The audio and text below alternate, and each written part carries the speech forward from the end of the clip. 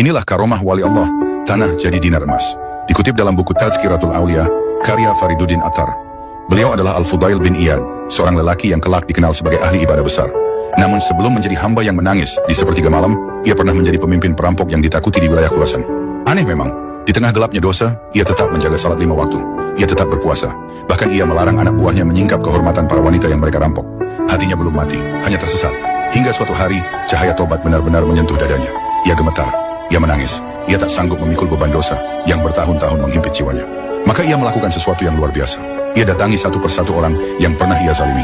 Ia kembalikan harta yang masih ada. Ia tundukkan kepalanya, memohon maaf. Ketika hartanya habis, ia tetap datang. Bukan membawa emas, tapi membawa air mata. Namun seorang Yahudi menolak memaafkannya. Sambil menunjuk ke sebuah bukit pasir, ia berkata, "Jika ingin urusan kita selesai, ratakan bukit itu." Bukit itu mustahil diratakan seorang diri. Tapi Fudail tidak membantah. Ia mencangkul pasir itu sedikit demi sedikit. Di bawah terik matahari, dengan tubuh letih, dengan hati penuh harap, setiap ayunan cangkul adalah doa. Setiap butir keringat adalah penyesalan. Hari demi hari berlalu, hingga suatu pagi, ketika tubuhnya hampir tak sanggup berdiri, angin kencang berhembus, menderu, mengangkat pasir, dan dalam sekejap, bukit itu rata. Si Yahudi tertegun, namun ia berkata lagi, "Aku bersumpah tak akan memaafkanmu sebelum engkau memberiku dirham. Masuklah ke rumahku, ambil segenggam dari bawah permadani, lalu berikan kepadaku." Di bawah permadani itu sebenarnya hanya gumpalan tanah, sebuah ujian terakhir.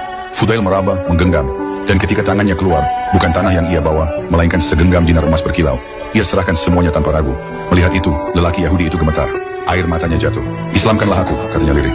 "Dalam Taurat aku membaca, jika seseorang benar-benar bertobat lalu menyentuh tanah, tanah itu akan menjadi emas. Aku menaruh tanah itu untuk menguji tobatmu. Kini aku tahu, engkau sungguh telah kembali kepada Tuhanmu, dan agamamu adalah agama yang paling benar."